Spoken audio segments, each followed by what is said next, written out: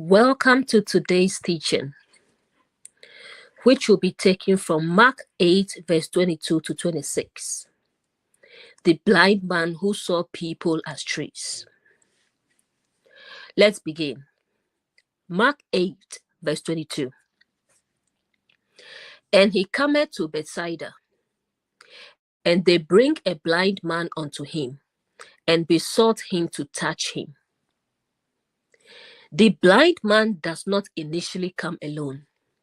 It says, they bring a blind man unto him. Others recognize something he needs. And again, within the awakening journey, sometimes other people can see that our perception is impaired before we can. Let's look at a blind man. If eyes represent perception, then blindness represents an inability to perceive what is actually before us. That can happen through deep conditioning, fear, trauma, blind loyalty, inherited beliefs, attachment, ego, desire, social pressure, religious assumptions, family conditioning, and sometimes we can physically look directly at something and still fail to see what it is. You can look without seeing. This is why Jesus repeatedly uses language like, having eyes, see ye not. The people physically possessed eyes.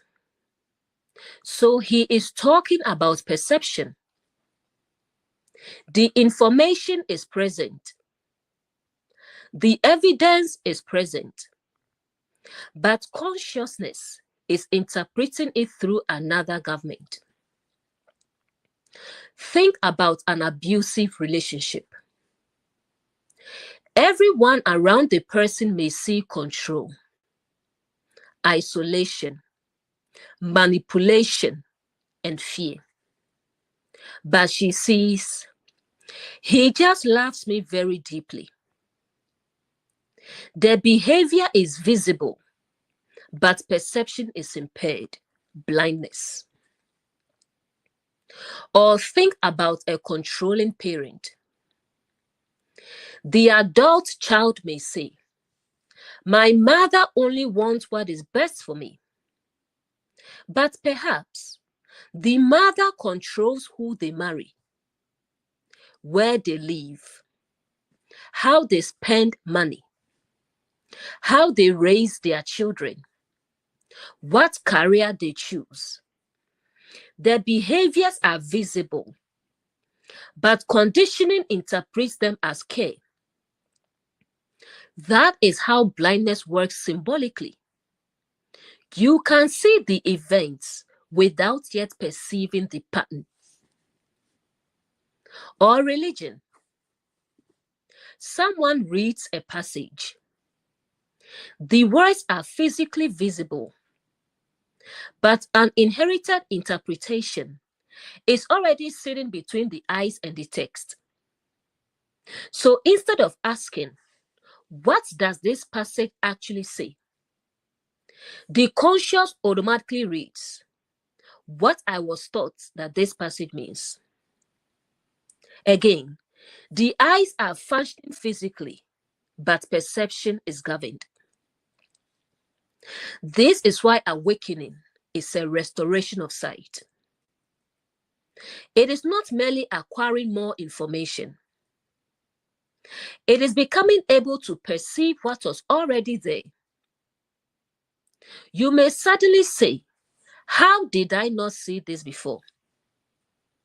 That sentence itself reveals the miracle. The information did not necessarily just appear. Your perception changed. Next, they bring a blind man unto him. Once again, healthy community participates in restoration. Someone says, "Come, let me show you something."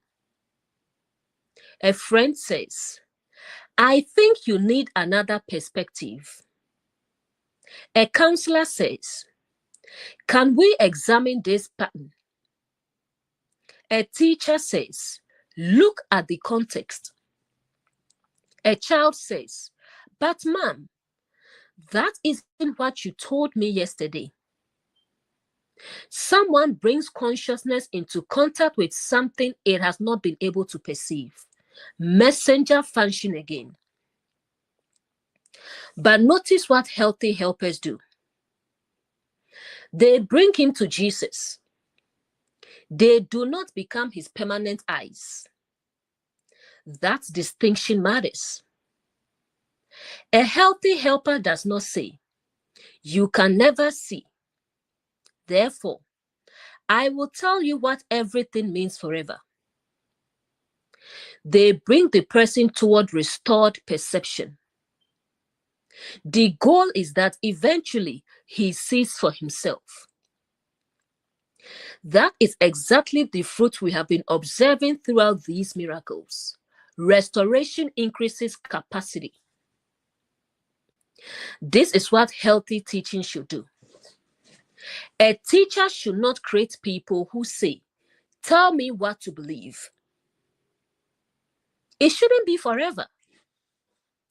The teacher should gradually help them learn to read, observe, compare, question, discern, recognize patterns, and eventually say, "I see it." That is restored sight. Next, and besought him to touch him. Again, we have touch. Touch represents contact. Something is no longer distance. Truth is coming into direct relationship with the impaired faculty. They do not merely ask Jesus, "Talk about blindness." They ask for contact. Because intellectual discussion about truth is different from truth touching the way we actually perceive life. You can know a principle without seeing through it. Someone may know intellectually love should be compassionate, but still excuse cruelty in their own relationship. They know the sentence, but perception has not yet been touched. Someone may teach, "Everyone deserves dignity," but humiliate their own children. Knowledge exists. Sight has not yet reached embodiment. Truth has to touch perception. Eventually, the question becomes, can I see my own life through the principle I claim to believe? That is where awakening becomes uncomfortable. It is easy to identify Pharaoh in someone else. But can I recognize Pharaoh when I am controlling? It is easy to identify Herod in someone else. But can I recognize the Herod pattern when fear in me tries to destroy something new before it develops? It is easy to identify blindness in someone else. But can I ask, what might I not be seeing clearly? That is mature awakening. The blind man is not being condemned. Again, Jesus does not treat impairment as identity. The man is not a hopeless blind person. He is a person whose capacity for perception needs restoration. That is an important distinction. Someone can be wrong without being irredeemable. Someone can be deeply conditioned without being incapable of awakening. Someone can defend dysfunction today and recognize it tomorrow. Someone can misunderstand scripture for decades and suddenly see a pattern they had never noticed. Someone can participate in controlling behavior and later recognize it, take responsibility, apologize, and change. Blindness describes a condition of perception. It does not have to become permanent identity. And this miracle will show us something even more important. Because unlike many healing stories, this man's perception seems to unfold in stages. That makes this story particularly relevant for people beginning to awaken. Because sometimes the first thing you see after leaving blindness is still distorted.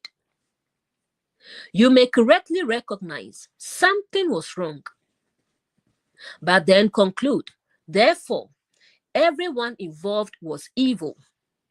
That's partial sight. You may correctly recognize I was manipulated, but then decide I can never trust anyone again. Partial sight. You may correctly recognize some religious teachings harmed me, but then conclude every spiritual community is harmful. Partial sight. You are no longer blind, but you are not yet seeing clearly. And Mark is going to give us language for that stage. Awakening needs continued correction. This is why the phrase, observe before you conclude, remains necessary even after our eyes begin opening. Because awakening itself can become another place where ego rushes to conclusions. The first insights feel so powerful that we assume, now I understand everything. But Jesus asked, do you see aught? In other words, truth is asking, do you see aught? What exactly are you seeing? Can you describe it? Is it clear? Does your interpretation correspond to reality? That is going to be crucial. Next verse, that's verse 23. And he took the blind man by the hand and led him out of the town. And when he had spit on his eyes and put his hands upon him, he asked him if he saw anything. Let's begin with the blind man. We already established that blindness is a condition of perception. The person has eyes, but the eyes are not presently functioning clearly. Symbolically, that is very different from saying the person has no capacity for truth. The capacity exists. The condition interferes with the capacity. So blindness can represent a state where someone is presently unable to recognize clearly because perception has been affected by things such as conditioning, fear, loyalty, inherited beliefs, trauma, assumptions, attachment, ego, or simply incomplete understanding. That distinction matters.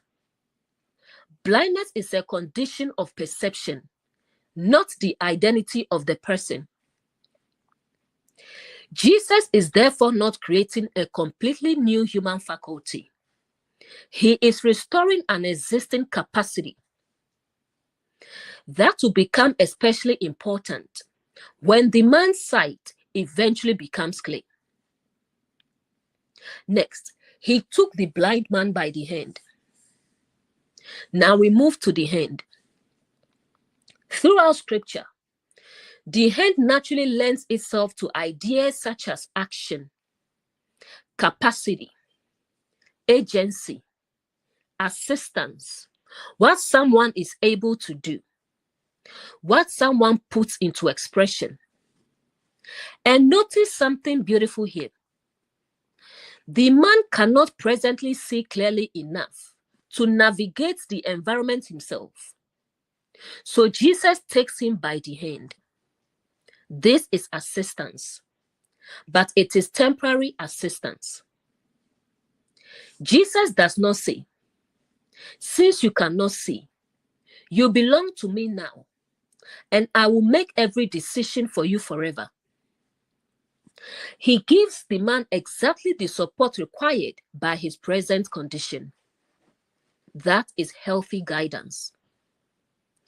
Support meets the present limitation without turning the limitation into permanent dependency. The hand here becomes very relational. Jesus lends his own capacity to assist someone whose present perception does not yet allow him to navigate independently. And notice, Jesus takes him by one hand. The wording is interesting. It says he took the blind man by the hand. At this stage, the hand is being used for a particular function, guidance. Jesus does not yet place his hands upon him. First, he takes him by the hand. So we could read this as one specific expression of capacity is being used to guide the man from one environment into another. The man still has his own body, his own feet, his own movement. Jesus is not carrying him, he is leading him. That distinction is huge. Guidance is not carrying. The paralytic needed to be carried because his condition prevented movement. This blind man can walk. His difficulty is perception. So the form of assistance changes according to the condition. That is mature help. The blind man does not need someone to walk for him. He needs help knowing where to walk. That is what guidance does. And led him. Now we have leading. To lead someone is to guide them towards something, not merely away from something. Jesus takes his hand and guides him. So inwardly, truth takes impaired perception and begins guiding consciousness toward an environment where perception can be examined differently. That can happen in ordinary life. A counselor might help someone recognize what you experienced was not normal conflict. That was coercion. A friend may say, "Have you considered that you do not actually need their permission?" A teacher may show someone a passage they have read 100 times from another angle. That person still has to walk. But another person temporarily helps them navigate toward clearer sight. That is leading. Healthy leading preserves legs. Jesus holds the hand. The man uses his own feet. So healthy guidance says, "I will help you find the path, but I will not become your legs." That is the opposite of dependency. Next, led him out of the town. Now the environment changes, and this is enormously important. The restoration does not begin with the eyes. It begins with relocation. Jesus removes him from the town before working directly with his perception. That gives us a major clue. Sometimes, Perception cannot be restored clearly while the person remains continuously immersed in the same environment, reinforcing the blindness. The town can represent an established social environment, familiar voices, inherited assumptions, collective opinion, cultural conditioning, family patterns, community expectations, repeated messages. And again, the town itself does not have to be universally evil. The issue is its function in this particular story. Jesus determines that this man's restoration requires being taken outside it. Sometimes, you cannot examine a belief clearly while everybody around you keeps reinforcing it. That is extremely relatable. Suppose someone has lived in a family where everyone says, a good daughter never says no to her parents. While surrounded by those voices, it may be difficult even to imagine another possibility. Then she encounters another environment where someone says, you can honor your parents and still possess adult agency. Now perception has space. Or someone has spent years in a community where questions are treated as rebellion. Sometimes they need enough distance to discover, wait, asking a question does not make me disloyal. That is being led out of the town. Separation can create conditions for sight. Not because everyone in the old environment is automatically evil, but because constant exposure to one framework can make independent observation extremely difficult. So Jesus does something very compassionate. He creates enough distance for the man to see without the town constantly interpreting everything for him. But notice, Jesus does not merely say, leave the town. He leads him out. That matters. Sometimes, when someone begins questioning a deeply conditioned environment, simply saying just leave is not enough. They may need guidance, support, context, help understanding what they are seeing, especially if the environment has shaped their identity for years. Healthy assistance may accompany them through the transition. But again, the goal is not permanent attachment to the guide. The goal is restored sight. Next, and when he had spit on his eyes. Now we come to the unusual detail, saliva. Saliva moistens food so that it becomes easier to process and swallow. Sometimes, dry becomes more workable, more processable, more receivable.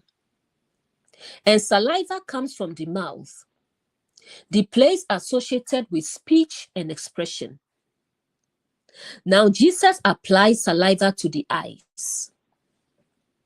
That is fascinating. The eyes represent recognition, perception, how reality is being seen. So symbolically, we might say, something from the place of expression is being applied directly to perception in a form that makes what is being encountered more processable. Or more simply, truth is being made receivable at the level of perception. The saliva is not the sight.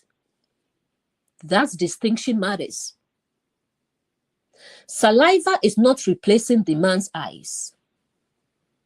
It is assisting the process affecting the eyes. Likewise, a teacher's explanation should not become your perception. The explanation helps you process, but eventually you must see. That is why Jesus later asked the man what he sees. This is also very direct. Truth does not remain abstract. It comes into contact with the place where the distortion is operating. The condition is perception. So the intervention reaches perception. Again, healthy restoration is precise. With the deaf man, the ears are addressed. With the speech impediment, the tongue is addressed. With the blind man, the eyes are addressed. The action corresponds to the condition. That itself is a powerful principle. Healthy intervention addresses the actual function that needs restoration. Not every problem needs the same solution. Let's look at saliva as making truth processable. Food can contain nourishment, but if it is difficult to process, saliva helps begin the digestive process before swallowing. Symbolically, truth can be similar. Sometimes, someone may encounter something true, but cannot yet process it.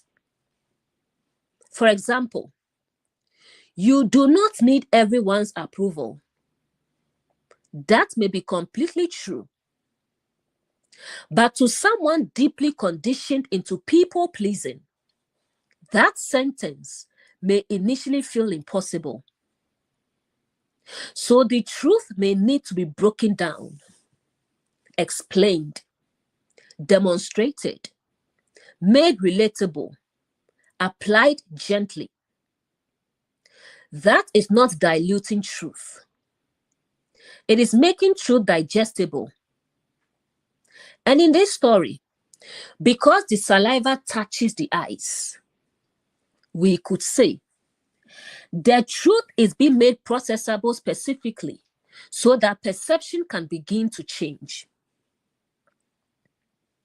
Then the text changes from hand to hands. First, he took him by the hand, singular. A particular function, guidance. Then put his hands upon him, plural. Now we have a fuller application of capacity. Instead of one hand guiding him somewhere, both hands are now engaged in the restoration. Within our symbolic reading, we could understand this as guidance has become fuller engagement.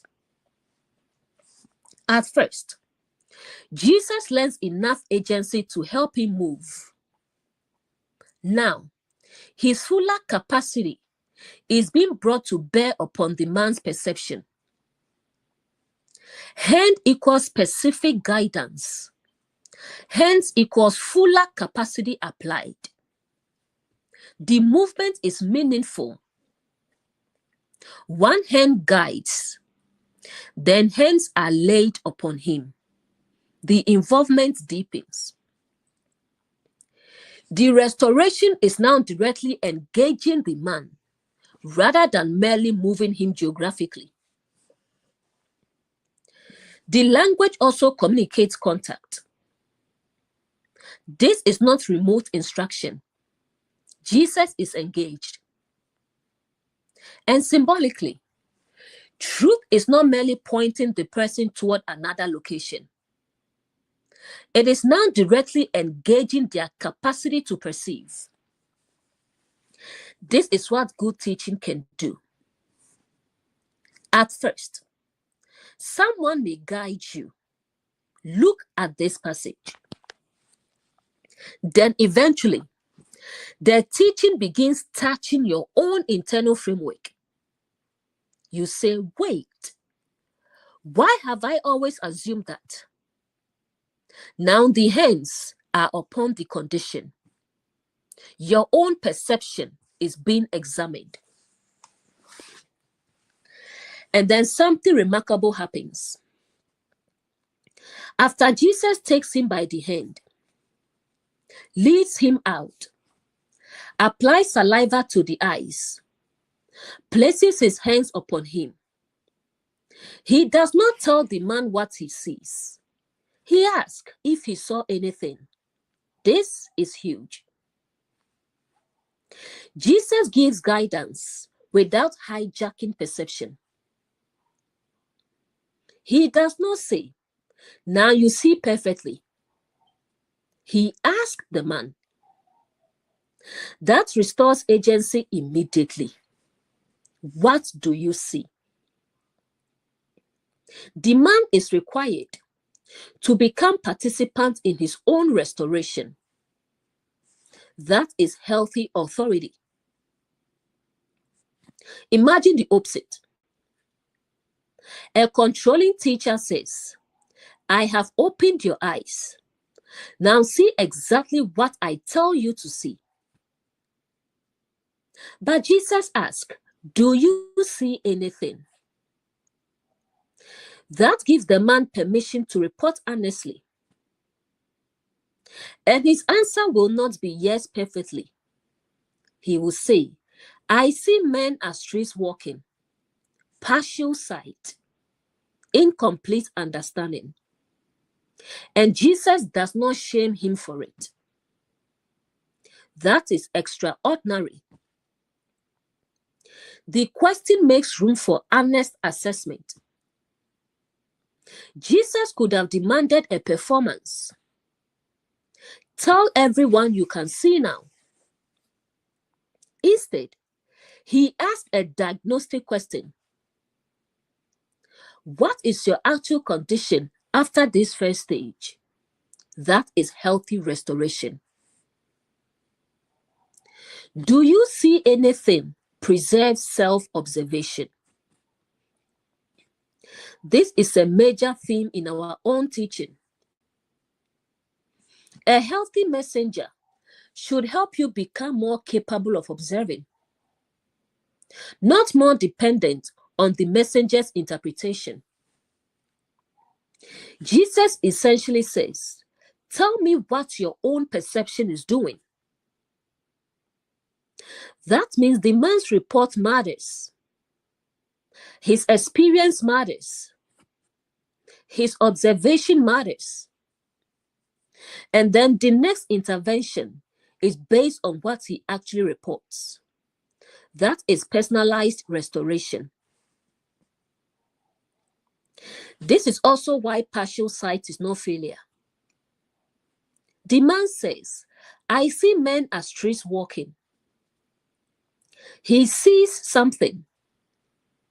So the first intervention worked. But perception is not yet clear.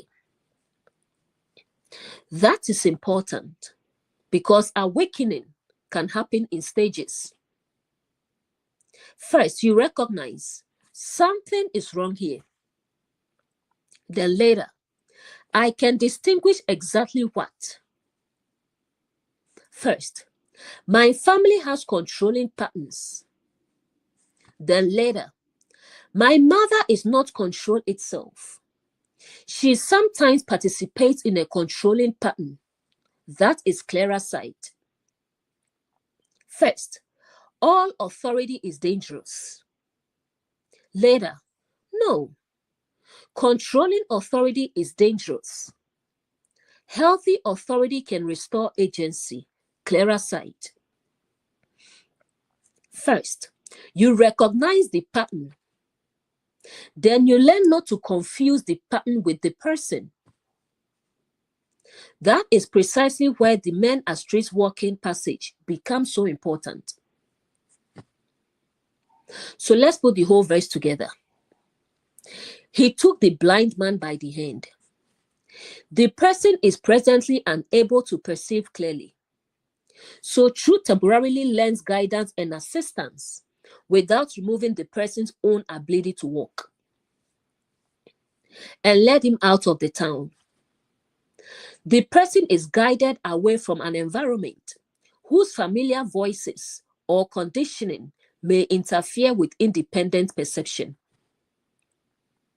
And when he had spit on his eyes, something associated with expression and with making nourishment processable is applied directly to perception. Truth being made receivable and workable at the place where sight is impaired, and puts his hands upon him. Guidance deepens into fuller engagement. The restorer's capacity is actively applied to the person's condition. He asked him if he saw anything. Then authority steps back enough for the person to observe and report for himself. And I think that final movement is the key to understanding everything before it. The goal was never to make the blind man dependent on Jesus' eyes. The goal was restore his own. That is the entire pattern. Jesus temporarily supplies guidance because the man cannot navigate clearly. But the end goal is not follow me forever because only I can see. It is what do you see? That is healthy authority. The whole movement is from dependence toward agency.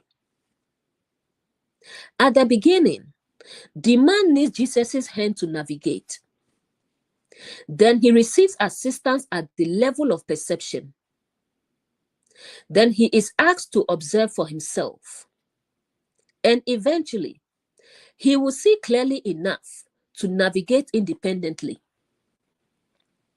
So the trajectory is condition to assistance, to separation from conditioning, to direct engagement with perception, to self-observation, to refinement, to clear sight, to independent movement. That is an extraordinary map of awakening. The goal of awakening is not see through my eyes. It is recover yours. Verse 24. And he looked up and said, I see men as trees walking. This verse is extraordinary within the awakening journey because the man is no longer completely blind. Something has happened. He can see, but what he sees is not yet clear. And notice how the verse begins, and he looked up. The eyes represent perception, while looking upward represent perception turning toward higher understanding. So the man is beginning to engage a higher way of seeing. But this verse gives us an important warning. Turning toward higher understanding does not mean our first interpretation will automatically be perfect. The eyes have opened, but perception is still developing. That is early awakening. He looked up. This connects beautifully with the deaf man. Jesus looked toward heaven before saying, be opened. Here, the blind man himself looked up. Perception is beginning to change orientation. Instead of remaining completely governed by the former environment, the town, the established way of seeing, something in him is now looking beyond it. But he still needs refinement. That is important. Because sometimes When we first awaken to something, we become excited and think, now I see everything. Mark says, not necessarily. You may be looking upward and still need your sight clarified. Next, and said, I love that Jesus asked him what he saw, and the man answers honestly. He does not pretend. He does not say, everything is perfect because Jesus touched me. He reports the actual state of his perception. I see men as trees walking. That honesty allows the restoration to continue.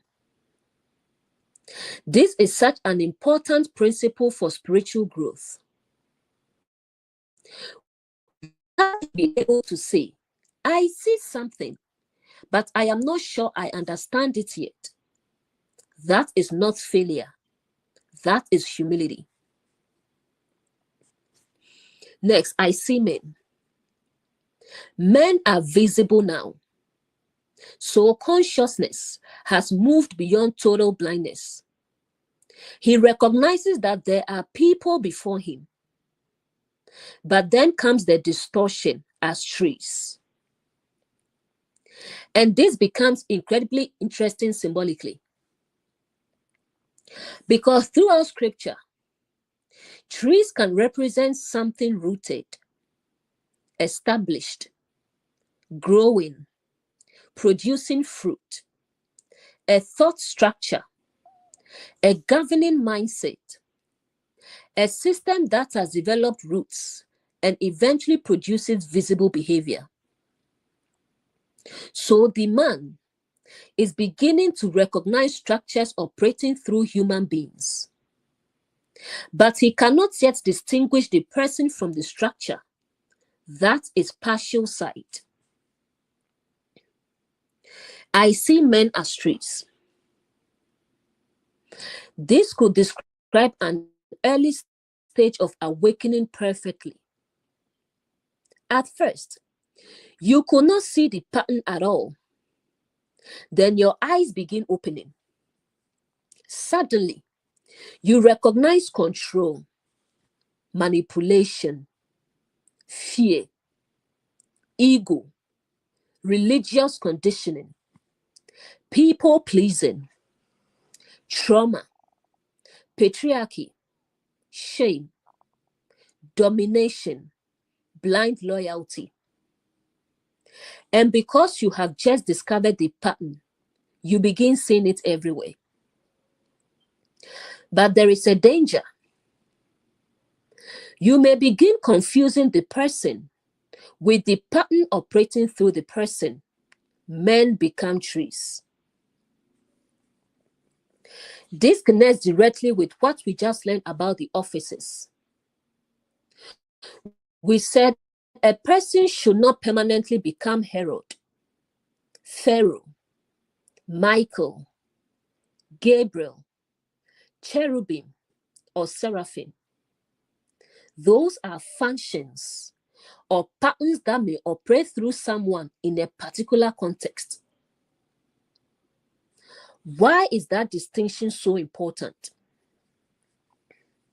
Because otherwise, we do exactly what this man is doing. We see men as trees. We see the structure and lose sight of the person. Someone operates from control, and we say he is Pharaoh. But clearer sight says he is a human being presently operating through a Pharaoh-like governing pattern. That distinction leaves room for responsibility, change, repentance, growth, and restoration. Someone resists something new out of fear. We may say, she is Herod. But perhaps clearer perception says, the Herod pattern is operating here. Fear is attempting to suppress what threatens the existing government. Now we can examine the function without permanently condemning the individual. Someone helps us understand. We do not need to say, you are Gabriel.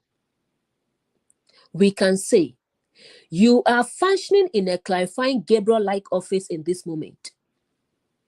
Again, person, function, not the same thing. That is clearer sight. Early awakening often sees categories before individuals.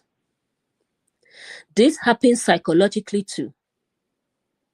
Someone learns about narcissistic behavior. Suddenly, everyone is a narcissist. Someone learns about trauma. Suddenly, every disagreement becomes trauma response. Someone learns about boundaries. Suddenly, every difficult relationship becomes toxic. Someone learns about manipulation. Suddenly, every request becomes manipulation. The person is seeing something real. The category exists. The pattern exists. But perception has not yet become precise. Men are trees. The pattern is real. But the person is more than the pattern. That is the distinction. Your father may have operated from control in one season. That does not mean control exhausts everything that could be said about him. Someone may have behaved selfishly. That does not make selfishness their entire identity. Someone may have been deeply conditioned. That does not mean they are incapable of awakening. Someone may have harmed others. They still need accountability. But accountability does not require reducing an entire human being to one pattern. Clear sight can hold both. This is why identity and condition must be separated. We have been seeing this repeatedly. The leper has a condition. He is not the condition. The deaf man has impaired hearing. He is not deafness as an internal identity. The blind man has impaired perception. He is not blindness itself. Likewise, a controlling person is not synonymous with control. A fearful person is not fear itself. A conditioned person is not conditioning itself. Something is operating. Something needs transformation. But the person remains capable of another expression. Trees can also represent rooted systems. There is another layer. Sometimes, what we are seeing in people really does come from something deeply rooted. Family systems, cultural systems, religious systems, social systems, inherited beliefs. A person may be carrying a tree that was planted before they were born. A father controls his children because his father controls him. A mother teaches her daughter to remain silent because that is what she was taught womanhood means. A religious leader repeats a doctrine because generations before him handed it down as unquestionable truth. The person is walking, but a rooted structure is moving through their behavior. A tree walking through a man. That image actually becomes very powerful. The tree is rooted in consciousness. and the human being carries its fruit into life. A belief may be rooted inwardly. Then it becomes language, behavior, policy, parenting, relationship dynamics, religious practice, leadership. The invisible root becomes visible fruit.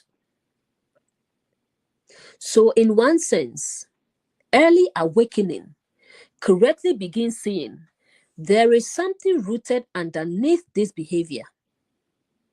That is progress.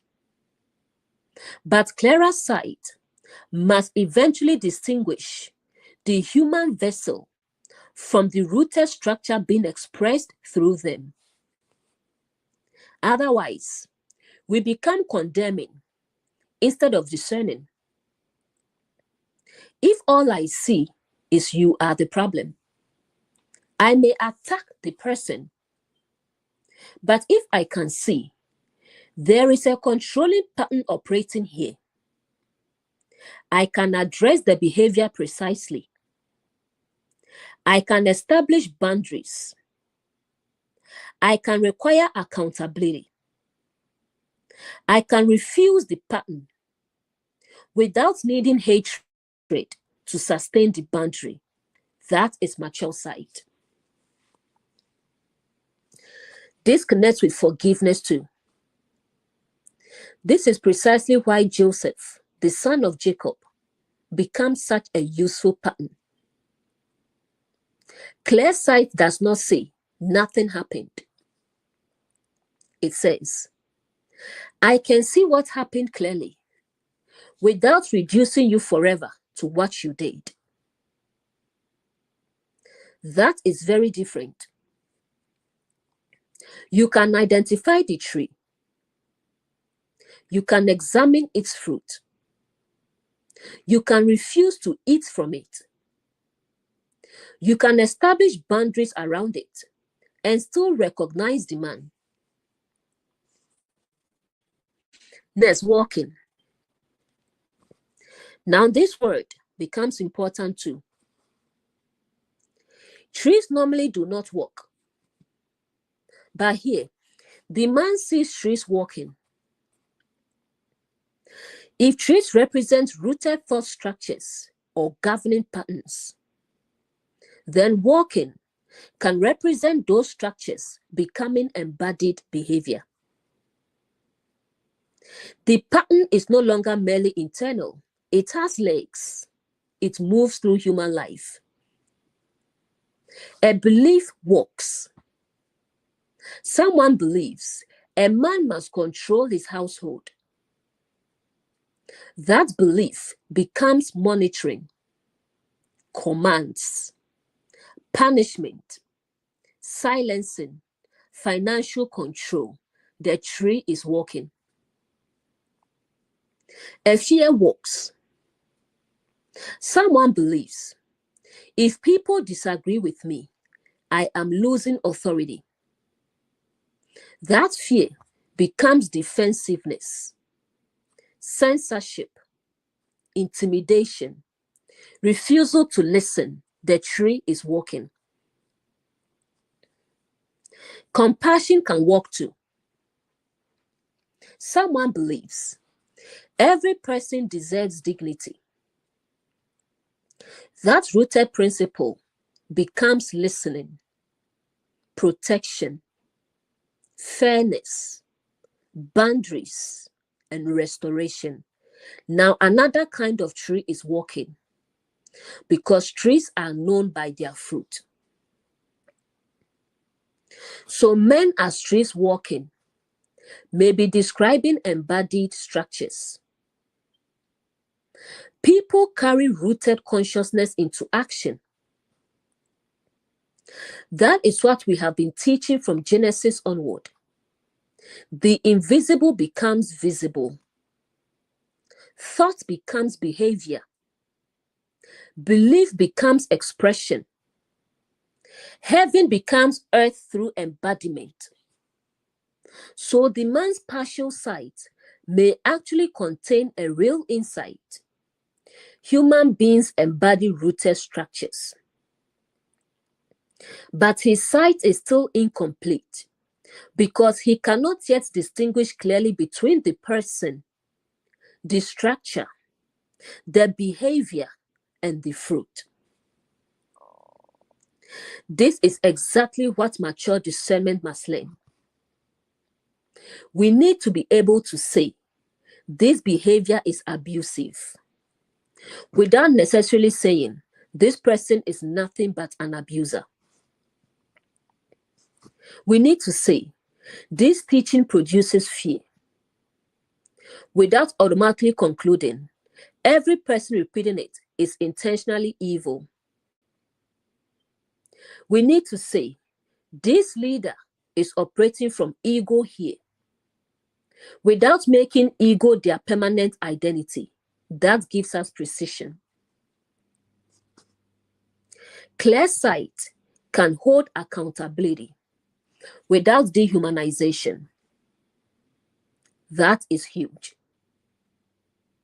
Because partial awakening can swing from one blindness into another. First, nothing is wrong. Then everyone involved is evil. Neither may be clear sight. Mature sight can say, something was deeply wrong. People made harmful choices. Accountability matters. Boundaries may still be necessary. And human beings remain more than the worst pattern they have expressed. That is clearer. Partial sight can also happen in symbolic interpretation. When we first discover symbolic scripture, we can become so excited about symbolism that we begin forcing everything. Tree always means exactly one thing. Water always means exactly one thing. Woman always means exactly one thing. Man always means exactly one thing. But context still matters. Function still matters. Fruit still matters. Scripture still needs to interpret scripture. Otherwise, ironically, we have started seeing men as trees. We see the symbol but lose the living context. Symbolic awakening still needs discernment. The symbolic key is not permission to stop observing. It should make us observe more carefully. Ask, what is the tree doing here? What fruit does it produce? What surrounds it? What does the narrative itself emphasize? What function is operating? That keeps perception from happening prematurely. I see men as trees walking. So this sentence may give us one of the clearest descriptions of partial awakening. You see something you could not see before, but you are still interpreting through approximation. You recognize patterns, but categories are too broad. You see structures, but you may confuse them with identities. You see conditioning, but you may forget the person underneath it. You see the tree, but not yet the man clearly. And Jesus does not condemn him for partial sight. This may be one of the most beautiful parts of the story. Jesus does not say, you failed. He does not say, how can you still not see? The restoration simply continues. That tells us something important. Partial understanding is not something to be ashamed of. It is something to continue refining. We are allowed to revise our understanding. This is essential for awakening. You may say, I used to see it this way, but now I see more clearly. That is not weakness. That may be evidence that your eyes are continuing to open. Sometimes people are afraid to change their interpretation because they think changing means I was stupid before. No, it simply means my sight was partial. The man was not lying when he said he saw trees. That was genuinely what he perceived at that stage, but it was not the end of the process. This gives us humility. Even when we are convinced we see something, we can leave room for, perhaps, there is another touch. Perhaps there is more context. Perhaps another perspective will sharpen the image. Perhaps something I am calling a person is actually a pattern. Perhaps something I am calling a pattern is more complex than I thought. That is mature observation. Observe before you conclude lives right here. Because the man sees, but Jesus is not finished. So seeing is not yet the same as seeing clearly. That may be one of the most important distinctions in the awakening journey. The sequence so far: he begins blind. Truth takes him by the hand. He leaves the town. Perception comes into contact with truth. Jesus asks, what do you see? The man looks up. Perception engages higher understanding. He reports honestly, I see men as trees walking. Now the condition is no longer blindness. It is partial clarity. And partial clarity requires another touch. Mark 8:25. After that, he put his hands again upon his eyes and made him look up. And he was restored and saw every man clearly. This verse completes the progression we have been seeing. The man was no longer completely blind in verse 24. He could see something, but he said, I see men as trees walking. He had begun recognizing patterns, structures, rooted systems, and governing influences. But he was still confusing the person with the pattern. Now Jesus touches his eyes again. And afterward, Mark tells us, he saw every man clearly. That is mature perception. Not merely I can see patterns, but I can see people clearly without losing sight of the patterns operating through them. Next, after that, this tells us the first stage was not the end. Something real had happened. The man was seeing, but truth did not stop simply because some improvements had occurred. That is such an important awakening principle. The first breakthrough is not always the final understanding. You may genuinely awaken to something. You may genuinely see a pattern you could not see before. But that does not mean the work of perception is complete. There may still be more context, more nuance, more healing, more discernment, more understanding, another touch. This protects us from spiritual arrogance. One of the dangers of awakening is reaching the first insight and saying, "Now I understand everything." But this man's experience teaches something very different. He was seeing, but still needed another touch. So perhaps maturity sounds more like, "This is what I presently see, but I remain open to clearer understanding." That is humility. He put his hands again upon his eyes. Again, we have hands, action, agency, embodied expression, and eyes, perception. So embodied truth once again comes into direct contact with the way consciousness is seeing. The first encounter brought perception out of complete blindness. The second refines what has already begun.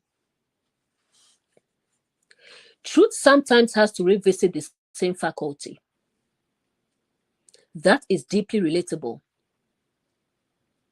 You may understand intellectually, "I need boundaries." Then months later, truth touches that same issue again, and you realize, "I was using boundaries partly as punishment." Another touch. You may awaken to, "My family operated through control." Later, you realize, "But I have also carried some of those controlling patterns into my own relationships." Another touch. You may recognize, "That religious system conditioned me." Then later, "I am becoming just as rigid about my new understanding as I once was about the old one." Another touch. The eye is already open, but perception is becoming more precise. This is why awakening is a journey, not a single moment where we suddenly become incapable of misunderstanding anything again. We continue being refined. Sometimes, the second touch corrects the excesses produced by the first awakening. First sight may say, "I was controlled." Second touch may say, "Yes, and now let us make sure you do not become controlling in response." First sight may say, "My voice was suppressed." Second touch may say, "Yes, and having your voice restored does not mean refusing to hear anyone else." First sight may say, "I was taught something incorrectly." Second touch may say, "Yes, and discovering that does not make everyone who still believes is stupid or evil." That is clearer perception. First sight may identify the tree. Second sight recognizes the man. This is exactly where verse 24 and verse 25 connect. Verse 24, "I see men as streets walking." Verse 25, "He saw every man clearly." The progression is remarkable. At first, pattern dominates perception. Then the individual becomes visible.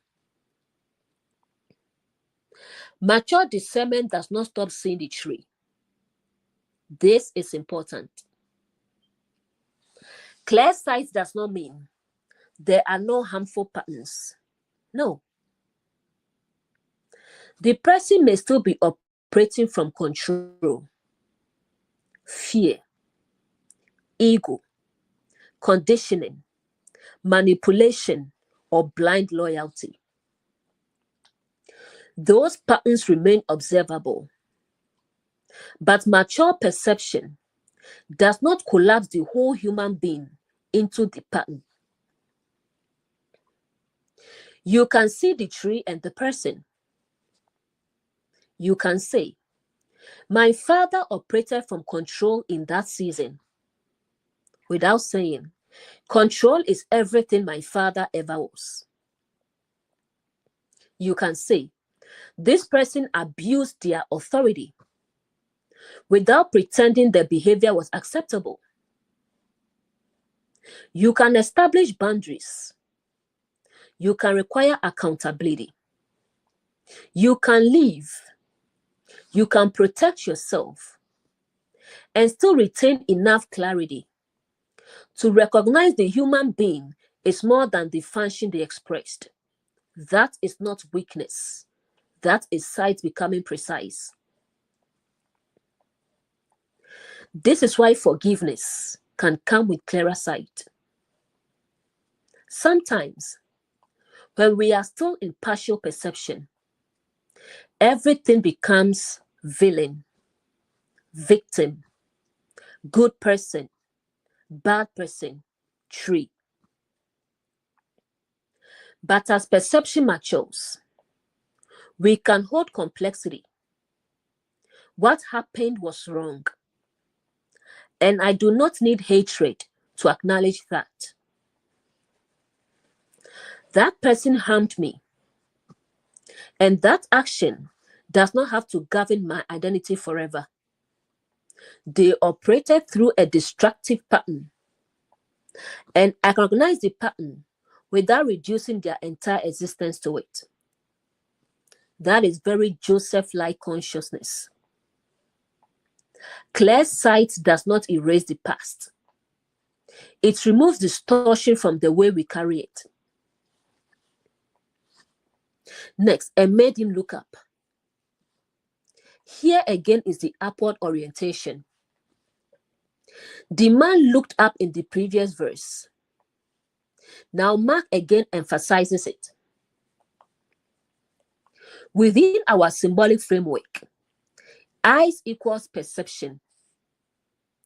Up or heavenward orientation equals higher understanding. So restoration continues by keeping perception oriented towards something higher than reaction, revenge, fear, collective conditioning, and personal bias. Higher understanding refines the first interpretation. This is important. When we first awaken, emotion may dominate, and understandably so. Someone realizes, I have been mistreated for years. There may be anger, grief, shock, and confusion. Those responses can be natural. But higher understanding gradually asks, what is true now? What responsibility belongs where? What boundary serves life? What can I release? What can I learn? What pattern must stop with me? The eyes keeps looking up. Higher understanding does not mean spiritual bypassing. It does not say nothing happened or just forgive and allow the same behavior again. That will not be clear sight. Higher understanding can say, I forgive you, and also you no longer have this access. Mercy and boundary can coexist. Next, and he was restored. I love this word. Restored, not replaced. Not turned into another person, restored. Truth restores capacity. The man already possessed the capacity for sight. Something prevented it from functioning properly. So Jesus restores what belonged to him. Symbolically, awakening does not need to manufacture a new human identity. It restores capacities that conditioning may have distorted. Perception, discernment, voice, agency, responsibility. You become more capable of seeing for yourself. That is the fruit. A healthy teacher does not install their eyes into you. They help restore your own sight. A healthy counselor does not tell you forever what every relationship means. They help develop discernment. A healthy parent does not make every adult decision for the child. They form capacity. The Jesus office restores the person. Next, he saw every man clearly. Now we reach the fruit. Not he saw categories clearly. Not he saw doctrines clearly. Not he saw trees clearly. Mark says every man clearly. That word every is beautiful. Individual perception has returned. People are no longer blurred together into one category. Mature sight sees individuals. Not every parent is the same. Not every religious leader is the same. Not every relationship is the same. Not every man is the same. Not every woman is the same. Not every person who disagrees with you is controlling. Not every person who corrects you is attacking you. Not every boundary is rejection. Not every uncomfortable message is abuse.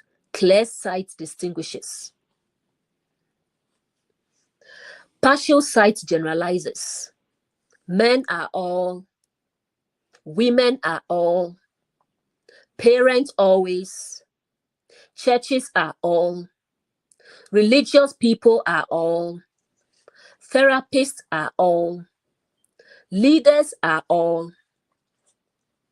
That may come from pain, but it is still men as streets. Mature perception begins restoring individuality. This person did this. This pattern is operating here. This environment produces this fruit. Specific, accurate, clear. Clear sight is precise. That is one of the strongest signs of mature discernment. It does not need exaggerated categories. It can name exactly what is happening. Not you are evil, but when I say no, you punish me until I change my answer. That is controlling behavior. Clear. Not this whole family is toxic, but in this family, disagreement is frequently treated as disloyalty. Clear.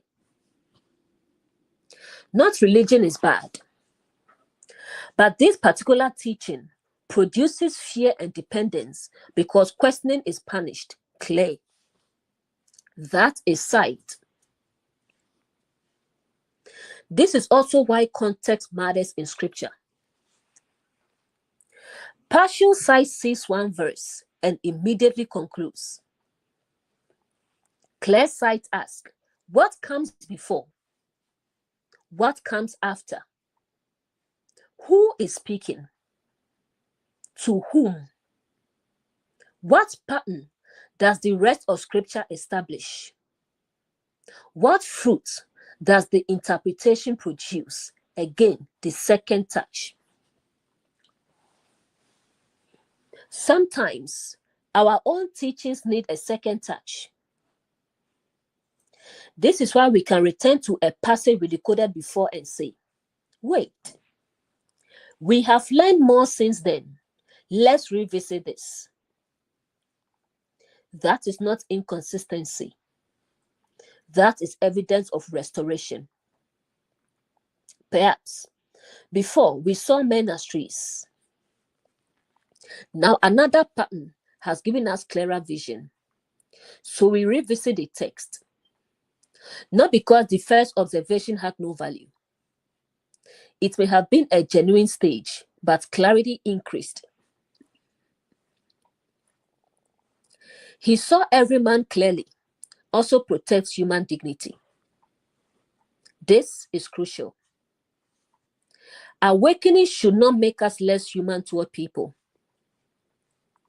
If our spiritual understanding causes us to stop seeing people as people and only see narcissists, egos, pharaohs, heroes, demons, witches, wizards, Satan, unawakened people, enemies, then perhaps we are still seeing men as streets. Clearer perception recognizes patterns without erasing humanity. Jesus himself models this. He can confront a function sharply without losing sight of people. He can challenge hypocrisy, establish boundaries, refuse manipulation, correct disciples, and still restore, heal, teach, feed, forgive. That Jesus office is clearly enough to distinguish person from condition. Clear sight does not mean unlimited access. Again, we must keep this balanced. Seeing someone clearly does not mean, therefore, I must remain close to them. Sometimes, clear sight tells you, I understand this person and I still need distance. Compassion does not erase discernment. Understanding does not cancel boundary. Forgiveness does not automatically restore trust. That will be returning to blindness under the name of spirituality. Clear sight allows the right response. Sometimes reconciliation. Sometimes distance. Sometimes correction. Sometimes silence. Sometimes support. Sometimes accountability. Sometimes release. Because once you see the person and the pattern clearly, you are better able to respond according to what the situation actually requires. Look at the awakening sequence. This miracle is giving us a remarkable map. Blindness, I cannot perceive the pattern. Someone brings me toward truth. Support arrives. Truth takes me by the hand. My present agency is assisted. I am led out of the town. Distance from the environment gives perspective. Truth touches my eyes. My perception begins changing. What do you see? I am invited to examine my own understanding. I see men as trees. I recognize patterns, but still confuse pattern with person. Another touch. My interpretation receives further refinement. I look up. Perception remains oriented toward higher understanding. I am restored. My own capacity returns. He saw every man clearly. Discernment becomes precise, humane, and mature. That is awakening. Verse 26. And he sent him away to his house, saying, neither go into the town, nor tell it to any in the town. This man does something very different from some of the other people we have seen. He does not go back to prove anything. He does not return to the town and say, Look at me now. He does not try to convince everyone who knew him blind. He does not go back to seek validation from the environment he just left. He simply follows the instruction. That is huge. He sent him away to his house. Notice where Jesus sends him. Not back to the town, to his house.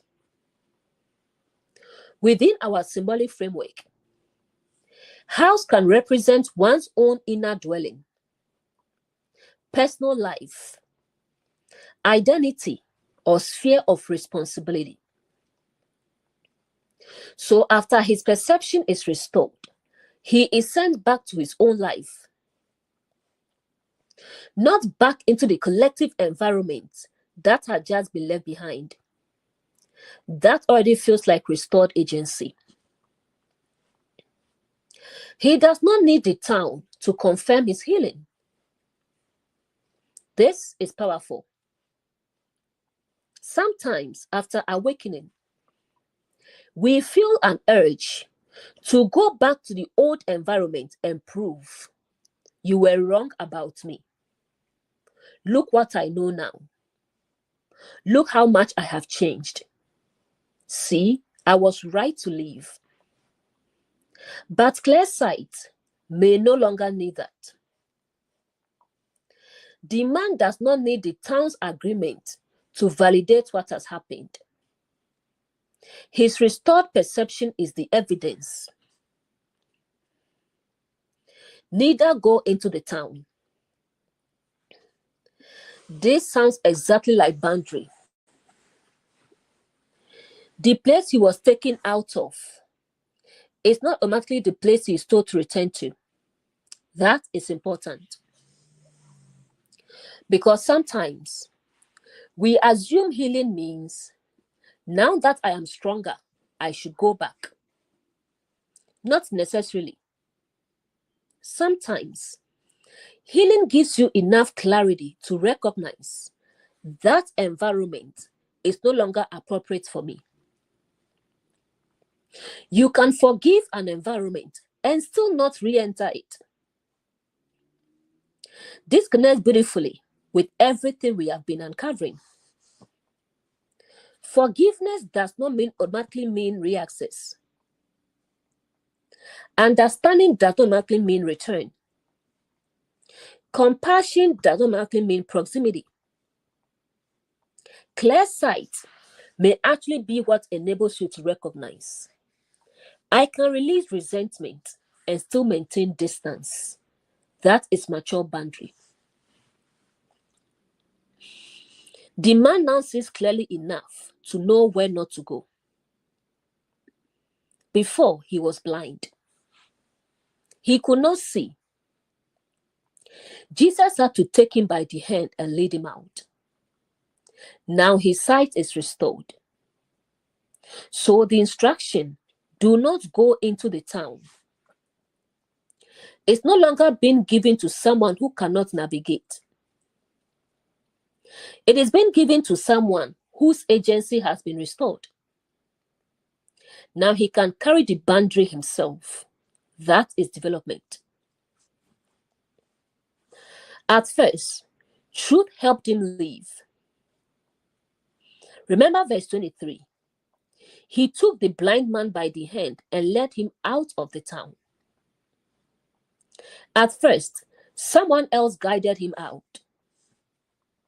He could not yet see clearly enough to navigate the separation on his own. But by verse 26, he can see.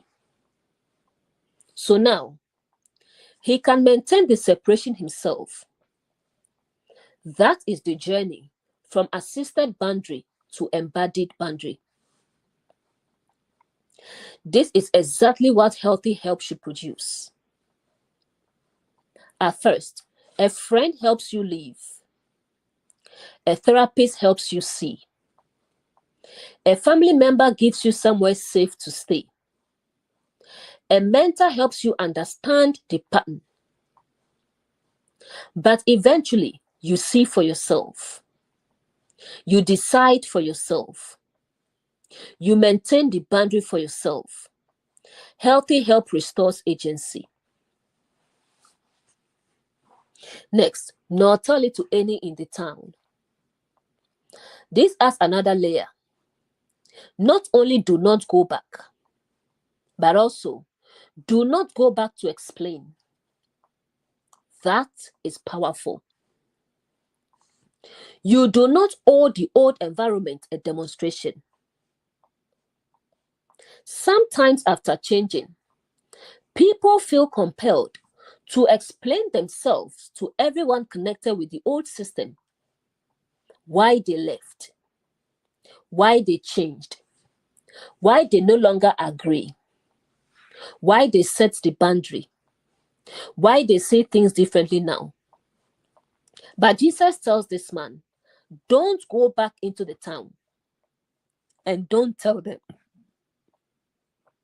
That sounds like freedom from the compulsion to prove. Clear sight does not need constant defense. The man can see that is enough. He does not need a debate to confirm it. He does not need applause. He does not need the town to understand his awakening. He does not need to convince people who are still inside the old environment. That is maturity. Sometimes, going back to explain can reopen the old pattern, especially when the environment is skilled at guilt, manipulation, shame, argument, pressure, and reframing. A person may have finally gained clarity, then return prematurely to explain themselves and get pulled back into the same confusion. That is why boundary can be protective even after awakening. Think about a woman living an abusive relationship. She has finally recognized this is not love. She leaves. Her perception becomes clearer. Then the old environment says, come back and explain. Just meet me one more time. You owe me closure. Your family turned you against me. Going back may expose her again to the same voices that distorted her perception.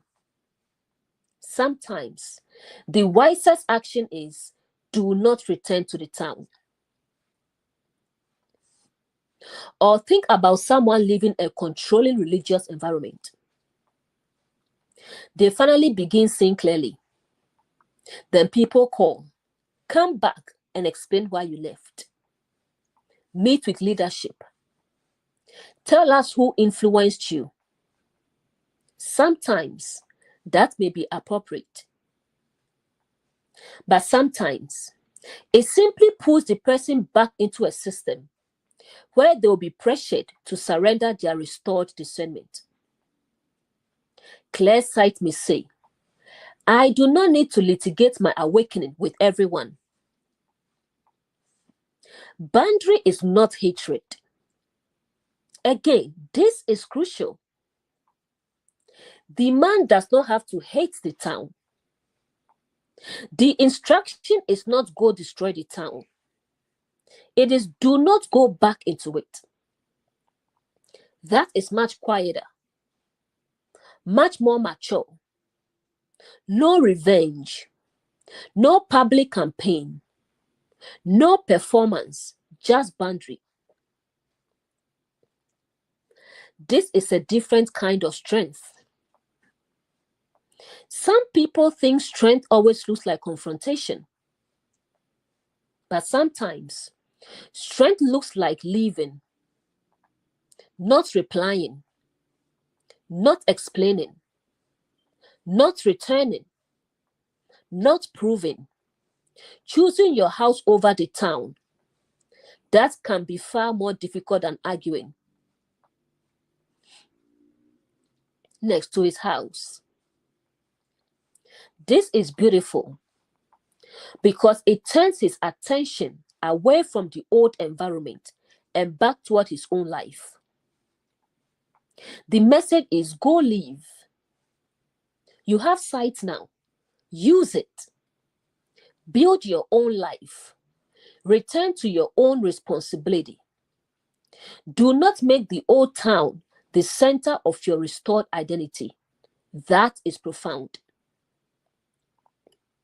Healing is not complete if the old environment still owns your attention. You may have physically left, but if your whole life becomes talking about them, proving them wrong, watching what they are doing, arguing with them mentally, trying to convince them, then the town may still be living inside you. Jesus sends him to his house, his own sphere, his own life. That is liberation. Do not go into the town could also mean do not return to the consciousness that produced the blindness. This becomes even deeper symbolically. The town may represent not only people, but a way of seeing. So the instruction may be, do not go back into that old mental environment. Do not return to blind loyalty, fear, inherited interpretation, people-pleasing, control, self-betrayal, whatever governed perception before. You have been restored. Do not re-enter the consciousness that closed your eyes. This is why boundaries protect awakening. New perception can be fragile at first. A person may have just begun seeing clearly. So some boundaries are necessary while that clarity becomes established. Eventually, the person may be strong enough to encounter old environments without losing themselves. But there is no rule that says they must return. That is agency. This man does not need a testimony talk. And I love that. There is no indication here that he goes around saying, let me tell you what happened to me. He simply obeys. That stands in contrast with the crowd in Mark 7, who were told not to publish and did it anyway. Here, restored sight seems to be accompanied by restored restraint. That is significant. Seeing clearly includes knowing when not to speak. That is such a mature conclusion to the miracle. The man has sight, but he also has discernment. He does not need to use his restored capacity for spectacle. Clear sight includes knowing what to engage, knowing what not to engage, knowing where to go, knowing where not to go, knowing when to speak, knowing when silence protects peace. This is the fruit of the second touch. The first stage, I see men as trees, partial perception. The second touch, he saw every man clearly, mature perception. And then immediately a boundary. That is not accidental. Clear sight produces better boundaries because now you can distinguish what belongs in your life, what does not, who gets access, who does not, what deserves explanation, what does not. The cherubim office. Blindness can keep us in harmful environments because if you cannot see the pattern, you may keep returning. You may say, maybe this time it will be different. Maybe I was overreacting. Maybe I misunderstood. But once perception becomes clear, you may finally say, no, I see what this is now. And then boundary becomes possible. This is where sight becomes agency. Seeing clearly is not just intellectual, it changes action. If I see a cliff clearly, I do not keep walking toward it. If I see manipulation clearly, I respond differently. If I see a destructive system clearly, I no longer have to remain inside it. That is restored sight becoming embodied. Mark 8:26 completes the awakening sequence. The man begins blind. Others bring him toward truth. Truth takes him by the hand. He is led out of the town. Perception is touched. He sees partially. He honestly reports, I see men as trees. Truth touches perception again. He sees every person clearly. Then he is sent home. Not back into the old environment. And he is told, do not go into the town. Do not tell anyone there. So the fruit of clear sight becomes boundary, restraint, agency, freedom from proving, return to one's own life. This man does not appear to need validation from the people in the town. He does not need to show them, look, I can see. He does not need to return and confront anyone who knew him blind. He does not need to make his healing into a performance. He simply moves forward. That is a very mature picture of awakening. Sometimes, the clearest evidence that you can see now is that you stop going back to what blinded you. That may be the central line of this verse. You do not always need a dramatic confrontation. You may simply realize this place is no longer safe for my consciousness. This pattern no longer belongs in my life. I do not need to prove why I left. I can forgive and still not return. I can understand and still maintain the boundary. I can see clearly now. And then you go home. You leave. You build. You move forward. The message of Mark 8:26. Clear sight does not only change what we understand, it changes what we allow. The man who once needed to be led out by the hand is now capable of maintaining the boundary himself. The environment that formed or reinforced blindness no longer gets automatic access. And there is no obligation to return and prove anything. That is restored agency. At first, someone may help you leave. Then truth helps you see. Eventually, you become capable of keeping yourself from returning to what you can now recognize clearly. And that is one of the clearest signs that the healing has taken root. You no longer need the town to understand why you left it. And this brings us to the end of the teaching. Thanks for being here, and I will see you in the next teaching.